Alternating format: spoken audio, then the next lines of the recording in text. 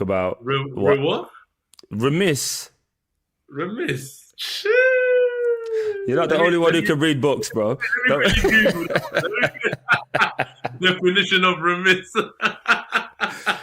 Sorry, let me check that. It'd be very naive of me to have you on here and not talk about the fight that everyone's talking about without going into all of the ins and outs. How excited are you for that fight, or the potential of that fight, should I say? It's such an interesting question, Kai. You got one end of it, yeah? But it's a bad mind. Like, am I excited? I ain't excited. It is what it is. I'm gonna smoke.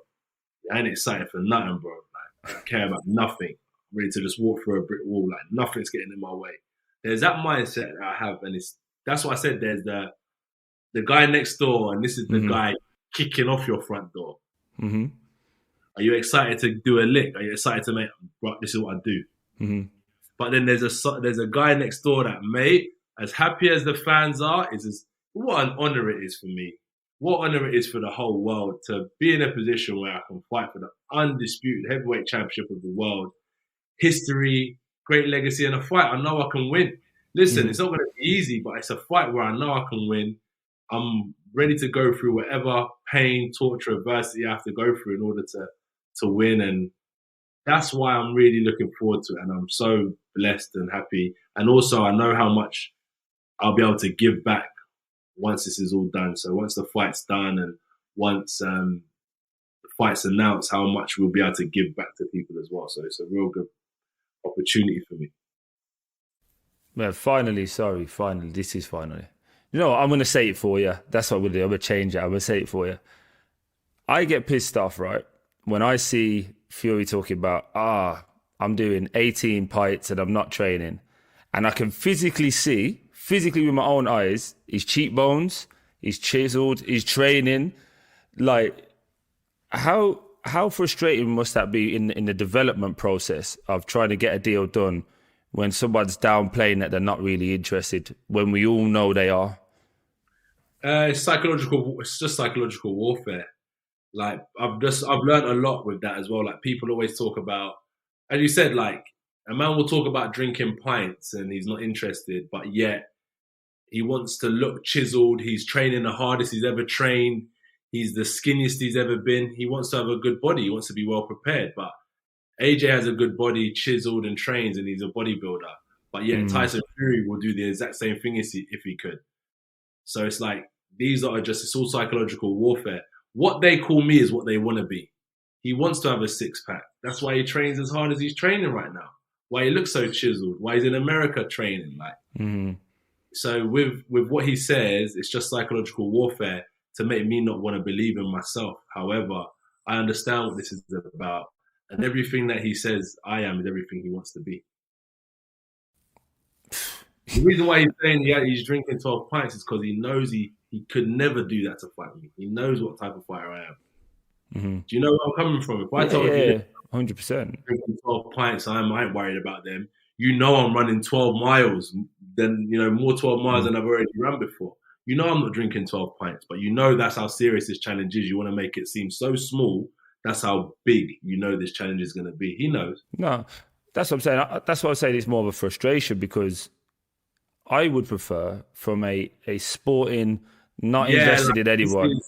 Yes, sir. Yeah, don't sell it to everyone. Don't underplay it as it's not that. I would prefer from a sporting element of, we are the two best around. We're both giving it exactly what it is. Yes, sir. We're trying our best. We're going to be the best. On the day, you're going to get the two peak versions of Tyson Fury and Anthony Joshua. Yes. That's what I would like. That's what I promise. That's what I said to you earlier. I promise you, I'm honoured. I'm humbled. I know it's going to be tough, but I truly believe I'm tough enough to go through it. Mm-hmm. I'm not going to give Tyson Fury credit. I'm going to give myself credit and say, I know how good I am and I know how well prepared I'll be, and I'm looking forward to the fight. And that's it. I don't need to talk about Tyson Fury. Mm-hmm. I don't need to belittle the man. He can do what he wants. You can research him as much as you want, but you're talking to me. I know I'm the man in this division and I will be for a long time.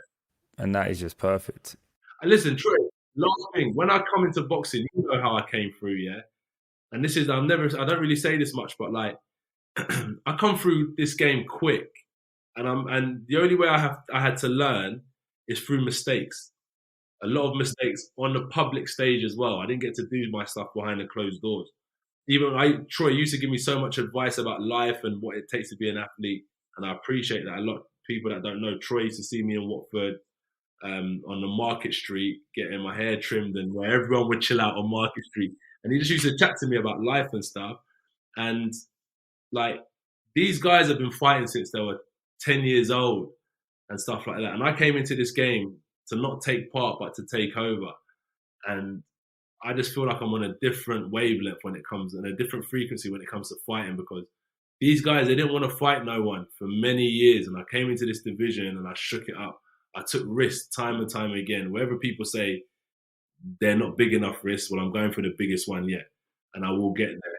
And it's because I fast-tracked myself, and that's why I just believe I'll win. I know I'm a winner, and I know these guys can't compete with me. And then when they talk about 12 pints, when they talk about certain things, it's because they know they look at someone and they see the truth, and they just don't like who they're not.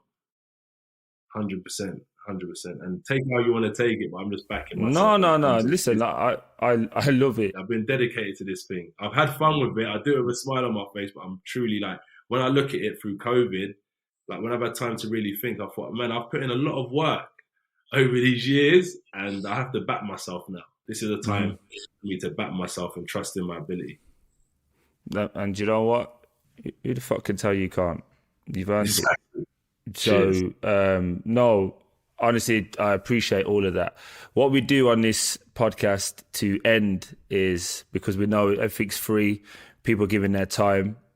Me and my family would like to donate to a charity of your choice. So if there's a charity that you find, then you tell us, we'll give them a plug on this and we'll donate. It's the AJ bank account. What donations? All I would say, for people that are on podcasts and won't see this,